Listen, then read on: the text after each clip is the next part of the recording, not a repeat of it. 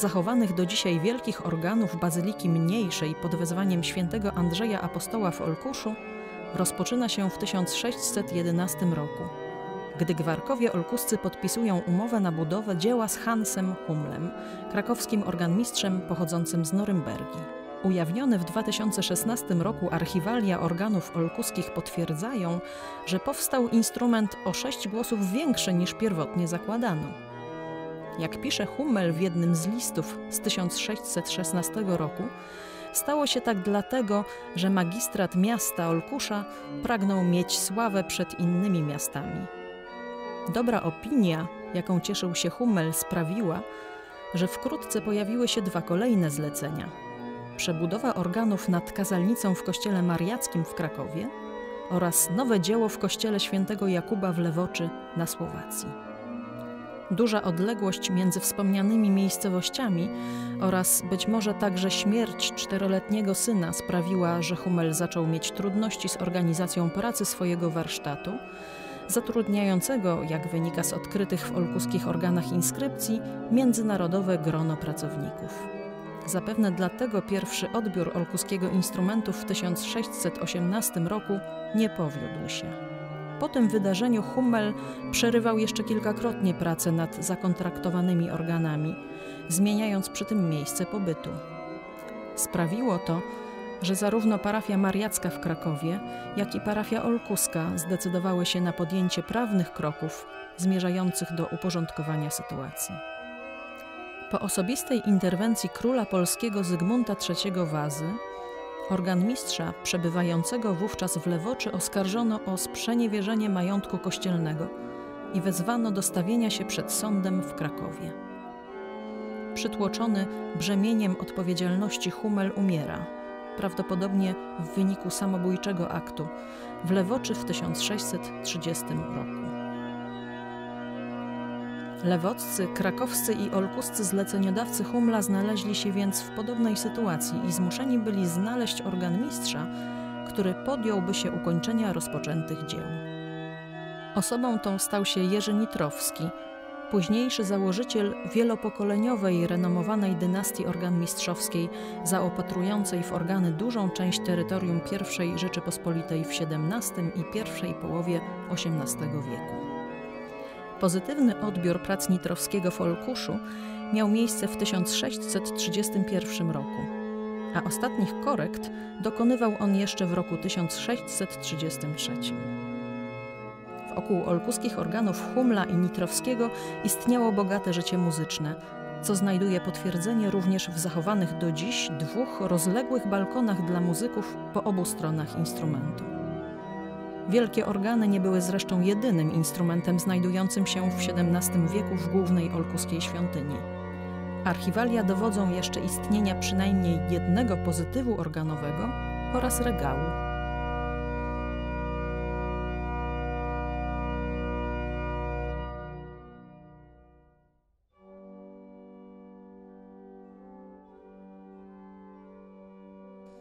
Drugą połowę XVIII wieku organy olkuskie przetrwały bez większych zmian, choć naprawiane były między innymi przez pochodzącego z Brzegu Friedricha Wilhelma Schefflera.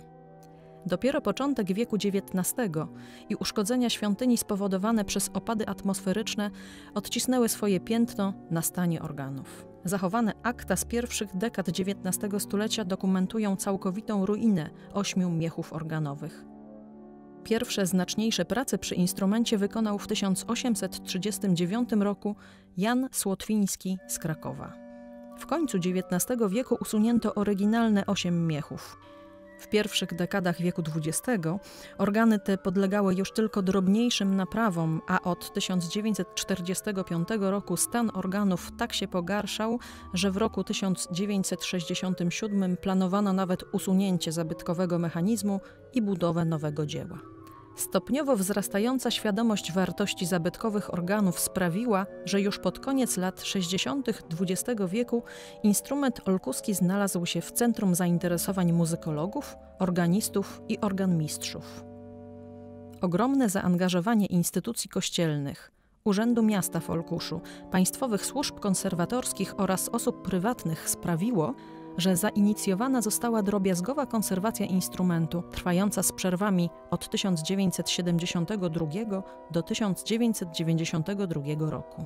Realizowany przez Państwowe Przedsiębiorstwo Konserwacji Zabytków z Krakowa projekt konsultowany był przez najznakomitszych ówczesnych polskich ekspertów organowych, w tym przewodniczącego zespołowi księdza profesora Jana Chwałka. Zaś odrestaurowany instrument znalazł się w centrum rozpoznawalnych szeroko dni muzyki organowej i kameralnej w Olkuszu. Niewątpliwie olkuskie organy zdołano uratować przed postępującą degradacją i odpowiedzialnie przekazać kolejnym pokoleniom.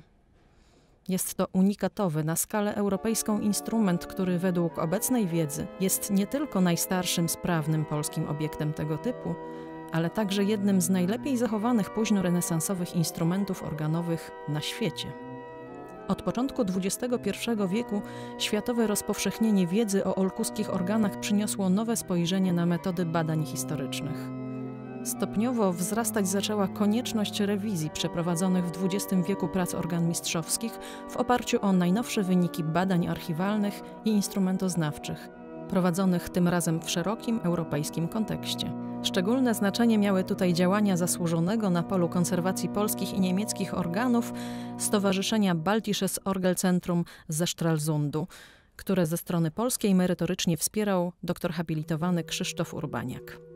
Wynikająca stąd kontynuacja zabiegów konserwatorskich polegała na rekonstrukcji 8 miechów klinowych, odbudowaniu skrzydeł zamykających szafę pozytywu, rekonstrukcji rejestrów językowych, rewizji stroju instrumentu, przywróceniu pierwotnej kolorystyki szafie organowej i emporom muzycznym, a przede wszystkim szczegółowej inwentaryzacji piszczałek wraz z przywróceniem ich oryginalnych długości i lokalizacji w instrumencie.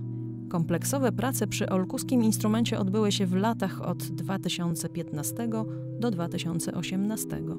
Dzięki mecenatowi Hermann Remzma Stiftung z Hamburga założenie całościowego przywrócenia XVII-wiecznej koncepcji Hummla Nitrowskiego mogło być realizowane bez kompromisów i ograniczeń.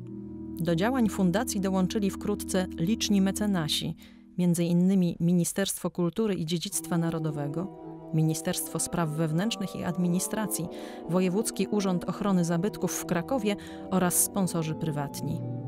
Dużą rolę w zabezpieczeniu tzw. wkładu własnego odegrała olkuska parafia świętego Andrzeja Apostoła i jej proboszcz, ksiądz prałat Mieczysław Miarka. Wykonawcą prac przy mechanizmie organów była renomowana holenderska firma Flentrop Orgelbouw. Zaś szafę organową i empory konserwowało Atelier Modulus Marcina Chmielewskiego z Krakowa. Odrestaurowany instrument odzwierciedla ideę Hansa Hummla i Jerzego Nitrowskiego. To wspaniałe dzieło przez kolejne pokolenia służyć będzie liturgii oraz muzyce koncertowej. Odkryjmy na nowo zaklęte w piszczałkach olkuskich organów skarby polskiego dziedzictwa kulturowego.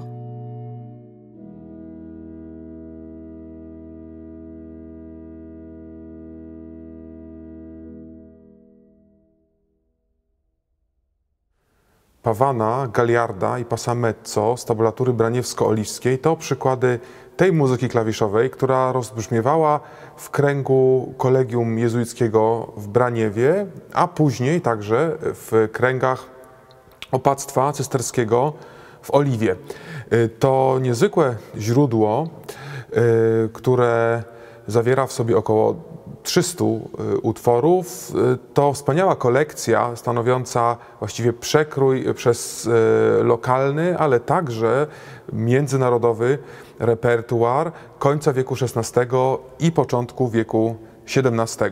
3 utwory, które wybrałem i które za chwilę usłyszymy na organach olkuskich, to formy świeckie, 3 utwory taneczne, które zaprezentowane będą na zróżnicowanych, ciekawych rejestracjach.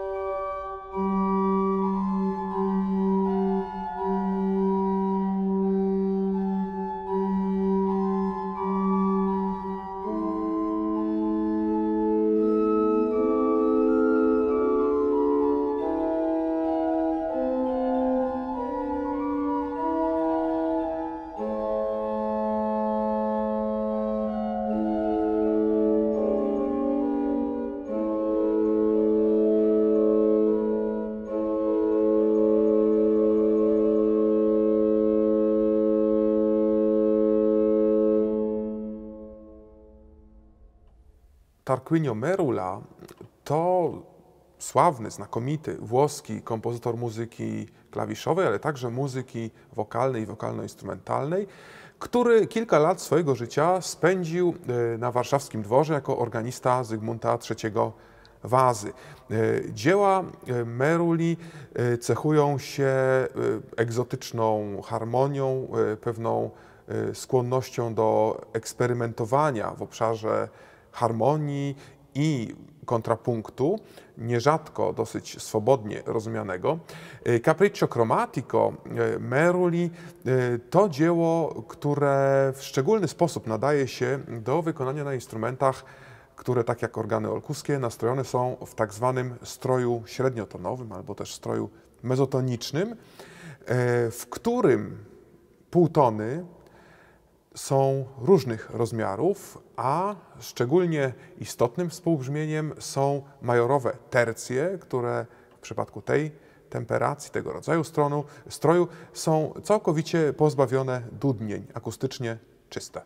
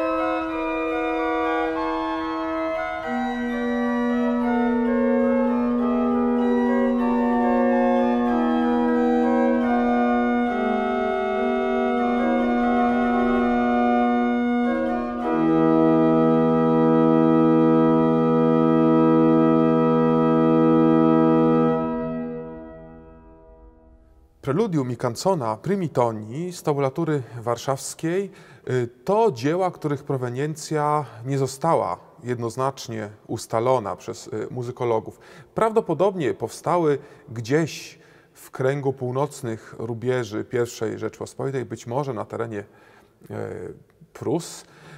Utwory te wchodzą w skład nieistniejącego już dziś i znanego tylko z odpisu źródła, którego zawartość przede wszystkim związana była z kręgami katolickimi. Znajdują się tam utwory solowe, utwory przeznaczone na instrument klawiszowy oczywiście, ale wśród nich są dzieła związane z liturgią, jak również takie, które mogły być wykonane zupełnie poza tym liturgicznym kontekstem, właściwie na dowolnym instrumencie klawiszowym. Do takich dzieł należą dwa utwory, które usłyszą Państwo za chwilę. Preludium, zwięzłe, krótkie, oparte na nutach pedałowych, wykonane będzie z wykorzystaniem pełnego brzmienia organów, wspartego w pedale językowym głosem o nazwie pomort. Natomiast canzona wykonana będzie z wykorzystaniem zróżnicowanych rejestrów fletowych olkuskich organów. W tym niezwykłego, egzotycznego, jaskrawego w swoim brzmieniu głosu o nazwie skadek, który umieszczony jest w sekcji pozytywu na balustradzie chóru.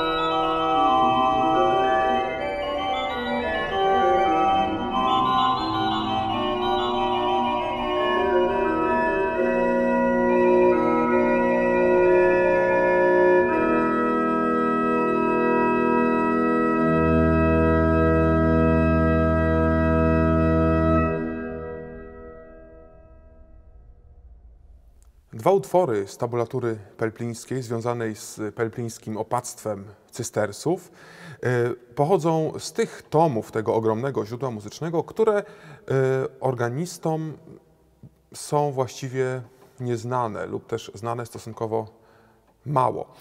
Dzieje się tak dlatego, że organowe dzieła z tabulatury pelplińskiej kojarzymy przede wszystkim z zachowanym w tym źródle cyklem północno-niemieckich fantazji chorałowych. Tymczasem ten potężny zbiór ponad 1000, z tego co pamiętam, utworów zawiera również cały szereg dzieł wokalnych, wokalno-instrumentalnych, w tym szereg canzon, ale także fantazje najwspanialszych, najsłynniejszych kompozytorów włoskich przełomu XVI i XVII wieku. Utwory te miały zapewne pewne zastosowanie liturgiczne, ale możemy sobie doskonale wyobrazić, że brzmiały także w klasztornych murach, pewnie po godzinach pracy, wykonywane być może na najróżniejszych instrumentach przez zakonników.